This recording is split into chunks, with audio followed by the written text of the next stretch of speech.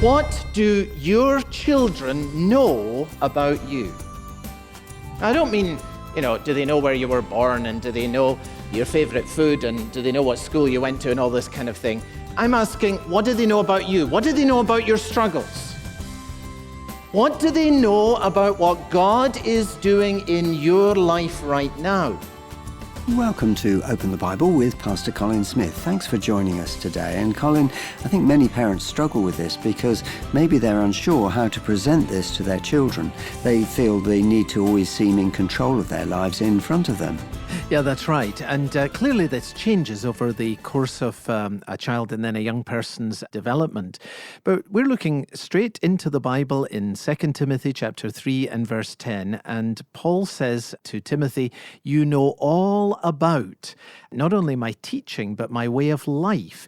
And he speaks about, you know all about my purpose and my faith and my patience and my endurance, and on and on and on he goes. So there's been a real downloading of the experience, the real life experience of the Apostle Paul into the young life of Timothy. And what a marvelous example that is, that for those who are further on in the Christian life, there's this privilege and this responsibility of opening up the realities of what this life is like in an appropriate way and to an appropriate degree to a person where there is the trust and relationship of wanting to lead them by example. And I think this is a great thing for fathers and mothers, especially in teenage years. I'm so grateful for the guy in the church who said to me, take out your son every week and just have a one-on-one throughout these teenage years. And that's great advice. Why? Just to talk about life so that he would know you as a father and you would know him as a son. That's a great idea for us as parents. So join us if you can today in 2 Timothy chapter 3 as we begin the message, 10 Keys to Effective Parenting. Here is Colin. Unless the Lord builds the house is the title of our series. And we're really looking at God's design for a Christian family. Now, we focused last week on 2 Timothy chapter 3 and verse 14, and we're returning to the same passage today to focus particularly on verse 10. So I hope you'll have 2 Timothy and chapter 3 open in front of you. Last week we looked at verse 14, where Paul says to Timothy, continue in what you have learned. Why should a person continue in what they've learned? Why should a young Christian go on in Christ? Reason is what he says in verse 14, because you know from whom you have learned it. We saw that Timothy learned the gospel from his mother. She taught him the Bible and she modeled an authentic Christian life. And Paul says to Timothy, now here's the reason for you pressing on as a Christian for the rest of your life. You continue in what you've learned because you know from whom you have learned it. You've seen the life-changing power of the gospel in your mother. You have seen it in your grandmother. You have seen it in me. Timothy, you have seen this. You know this. Now continue in what has been modeled for you. And we saw last week that how you live will always speak louder than what you teach. Continue. Let me say this word of encouragement to older believers. To everyone in the congregation who is a grandparent. To folks who are looking at retiring in the next 5 years. To folks who are in the later years and stages of life. Your continuing matters to all of us who are younger. Those who learned the faith from you, your children and now your grandchildren, are watching how you continue. You are our examples of faith until the last breath leaves your body and you go into the presence of Jesus. Till then. And we need you to finish well. We need you to keep the faith. We need you to finish the course. And then we will have an example to look up to and to continue following. Now, that was our theme last week, and we saw that alongside parents, God has given the gift of partners, friends, mentors, pastors, who will also, alongside the parents, build into the life of a younger person. And Paul is a wonderful example of this. He mentored Timothy. And in verse 10, which is going to be our focus today, we have a fascinating summary of what this mentoring looked like. And so I want to draw your attention to verse 10, where Paul says to Timothy, "You know all about." And then he gives a list of the things that Timothy knew about the Apostle Paul. See, there was a relationship here. They traveled together, worked together, talked together, prayed together, and this became a life-shaping relationship for Timothy. And Paul writes to him and said, "Now you know all about." Now that raises a question before we go any further, a question particularly for parents. What do your children know about you? It's a very important question. I don't mean, do they know where you were born, and do they know your favorite food, and do they know what school you went to, and all this kind of thing. I'm asking, what do they know about you? What do they know about your struggles? What do they know about what God is doing in your life right now? I want to encourage every parent to cultivate a life-shaping relationship with your children. And that can happen in 1,000 ways, but if you are serious about a life-shaping relationship with your children, it makes sense that you have a plan as to how you're going to go about doing this. I guess we're all deeply thankful to others in particular ways. Here's one way in which I owe an enormous debt. Some years ago, Ray Green, member of the congregation here, said to me, "Colin, be sure you spend good time with your kids during their teenage years." And I have tried to follow Ray's example as he outlined what he did. And over these last years, I've had the joy of spending an evening each week with one of our two boys. It started with Andrew.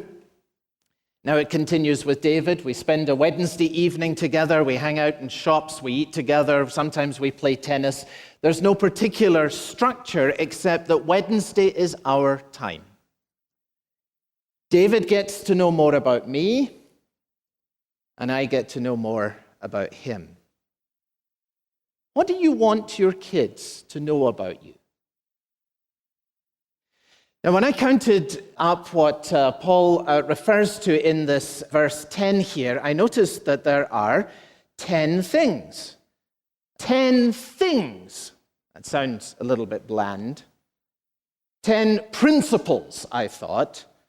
No, that's far too highbrow. And then it occurred to me, these are 10 keys. 10 keys. It's amazing how the scripture is ordered in this way. But there are, you count them, 10 keys for effective parenting. And this one verse gives us a checklist of what you would want your children to know about you if you are seeking to cultivate a life-shaping relationship. What you will want to open up of yourself, obviously in an age-appropriate level, and it will be more as they mature. But if they're going to follow your example, they need to know what that example is. They need to know your life. They need to know you. Now, this verse not only gives us a model for parenting, it obviously gives us a wonderful model for mentoring. A scriptural pattern for what mentoring can look like. Remember, this is Paul's relationship with Timothy that is being described. So for those who are not parents today, but who do want to have a life-shaping relationship, perhaps with another younger person into whose life you can build, you can switch the title and just think of it this way. You can call it 10 Keys for Effective Mentoring, because it's the same thing that's applied in both circumstances. Here in this one verse are 10 things that you will want to share of yourself that will shape the life of another person. And just as a very practical suggestion, you may want to take these 10, you may want to focus on one of them each week for the next 10 weeks in a life-shaping relationship that God is giving you the opportunity to cultivate and pursue. You ready for the 10 together then? Here we go. You'll see it as we move through verse 10 of 2 Timothy 3.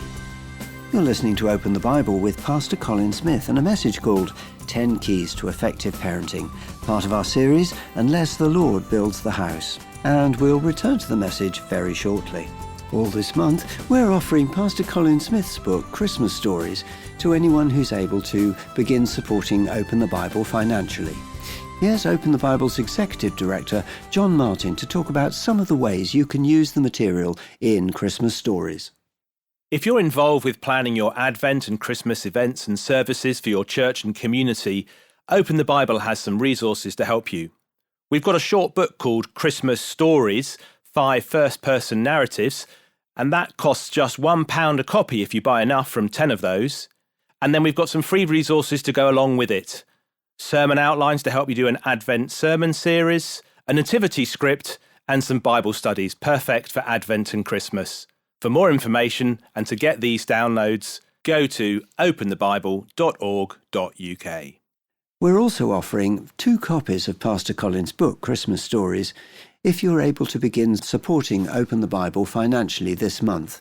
If you're able to set up a new direct debit to the work of Open the Bible for £5 per month or more, or a one-off gift of £50 or more, we'll send you those 2 copies of the book, plus 5 lovely Christmas cards using artwork from the book. Full details, terms and conditions on our website, openthebible.org.uk. Back to the message now. Here again is Colin. You ready for the 10 together then? Here we go. You'll see it as we move through verse 10 of 2 Timothy 3. Number 1. You know all about, says Timothy, number 1, my teaching. Now, the important point here is that it's personal. He doesn't say, Timothy, you know all about the Old Testament teaching. He doesn't say you know all about the apostolic teaching. That was true, but that's not the point here. This is the language of relationship, and so what Paul says is you know all about my teaching. See, your children will learn what the church believes, but your kids desperately need to know what you believe. It is one thing for your kids to grow up knowing that the church believes in heaven and hell. It is entirely another thing for your kids to grow up and understand my Father believes in hell and heaven. That has an altogether different impact. They need to know that. So what do your children know about what you believe? Your kids know what you believe about creation? About the effects of sin in the human personality? About the Bible? About who Jesus is, why he had to die, about the resurrection, about the power of the Holy Spirit in the life of a believer, about the church, about baptism, about communion, about the second coming of Christ, about the new heaven and the new earth. Don't try and cover all that in one evening. But if you want your kids to follow in your path, they need to know what you believe.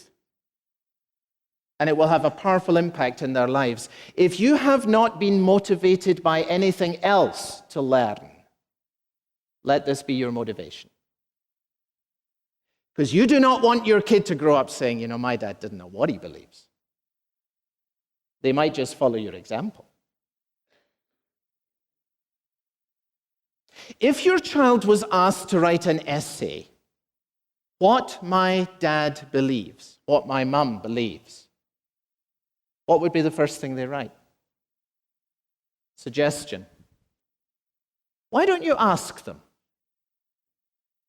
It could be a wonderful conversation starter. Why would you not want to ask them? When you think about what I believe, son, what's the first thing that comes to your mind? Paul says, you know all about my teaching. Second, you know all about my way of life. See, it's not just what you believe, it's how you live. It's how you spend your money. Your kids have a pretty good picture of that. It's how you live within your means. Your kids have a pretty good picture of that too. It's about integrity. Just a few weeks ago, we had a guest in our home for Sunday lunch, an older Christian who took a particular interest to our delight in talking with David over the meal table. He wanted to know particularly what it was like for our son David to be a Christian in high school. And as the conversation progressed, this older Christian then said, "You know, David, I really struggled with Christianity when I was a teenager." And he said the problem was that people I looked up to didn't really live the life. He then told a story about how he used to go on the train into the city where he lived. The fare was the equivalent, he said, of 10 cents for a child up to 10 years old. Then it was 20 cents for a child 10 years or over. My dad, he said, was an elder in the church. He always gave me 10 cents every time I went on the train. And after my 10th birthday, I said to him, "Dad, it's 20 cents now." But he gave me 10 cents and he said, "Don't worry, nobody will know." And he said, I think that was the beginning of my struggles all through my teenage years. Your kids know your way of life. If you can think of a way in which your kids have seen a lack of integrity in you, I want to urge you today to confess it to them. It will give them hope if you do that. And you may well find that God uses your confession to further his work in their life.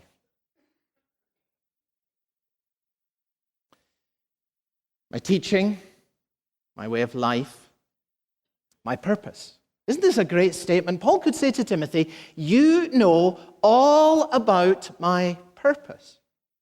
You know what's important to me, Timothy. You know what I'm trying to do and what I'm trying to achieve in life. You know what I'm trying to become. You know about my purpose. Does your son or your daughter know your purpose? If your kids were asked, what matters more to mum, what matters more to dad than anything else, what would they say?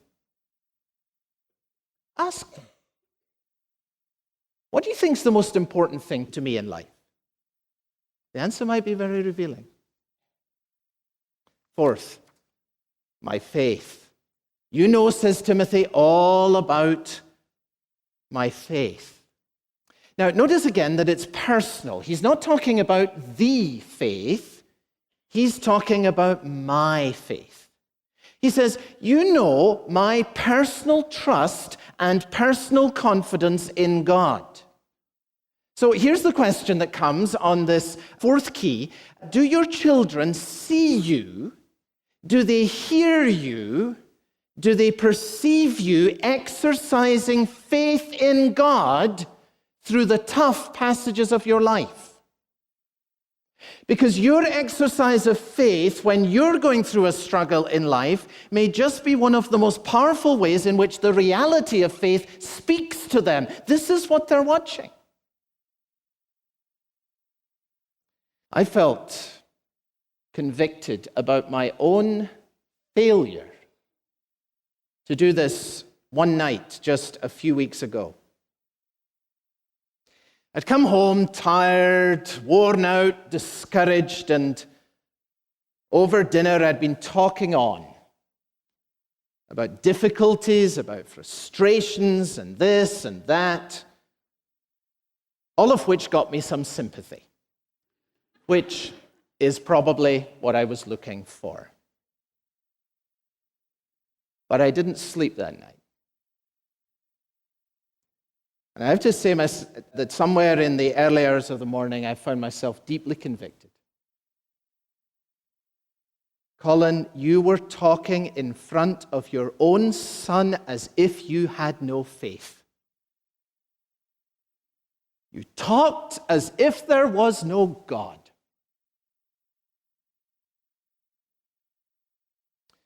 So the next night was my evening with David, and I said to him, and David, I owe you an apology. when I was droning on last night, I was not speaking with faith. And that led to the most marvelous discussion that the two of us shared about what it actually means to exercise faith when your own back is against the wall. And I said to him, David, if you hear me speaking like that in a way that doesn't show any faith again, I want you to call me on it. Because,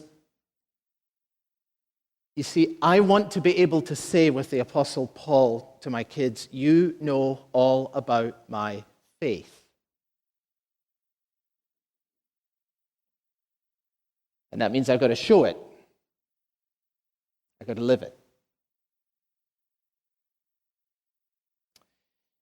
Here's the fifth thing. My patience. You know all about my patience. Yikes. This is a hard one. I can't imagine that patience came to the Apostle Paul easily, can you?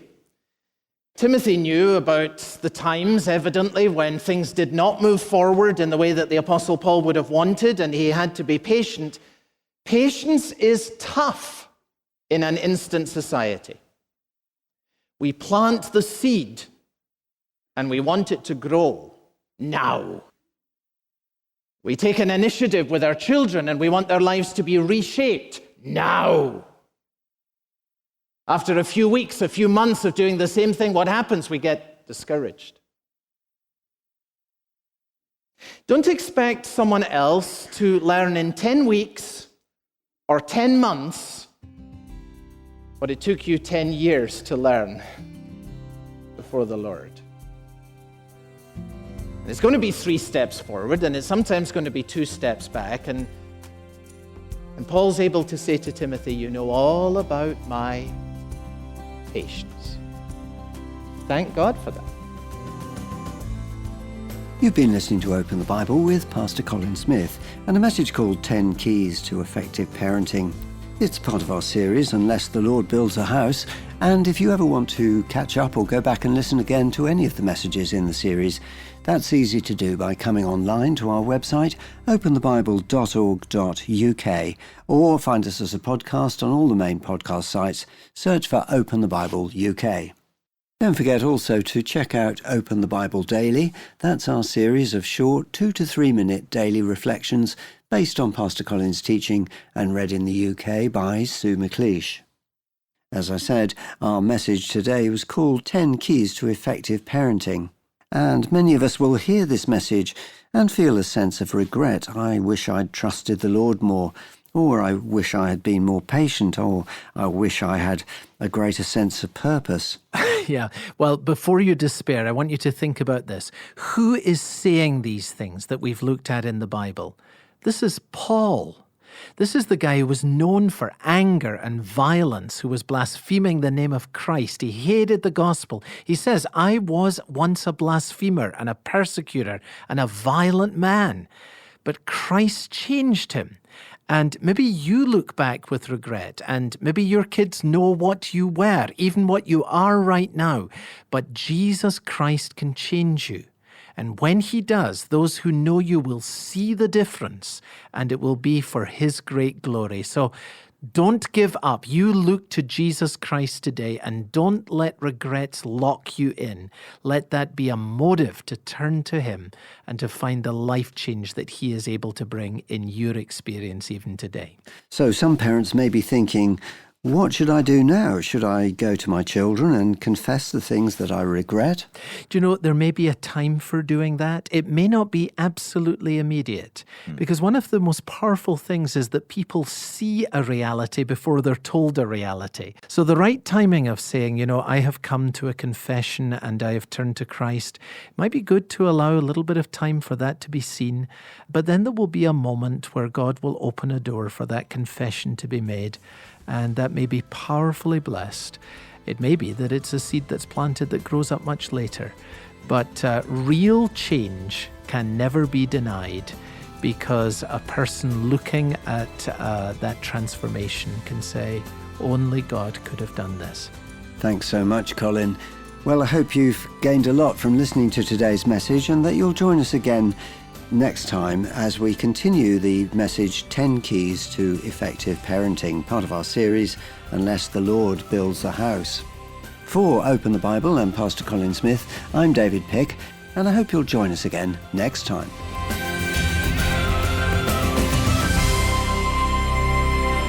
If you belong to Christ, you have a testimony. Find out how to open that up to your children next time on Open the Bible.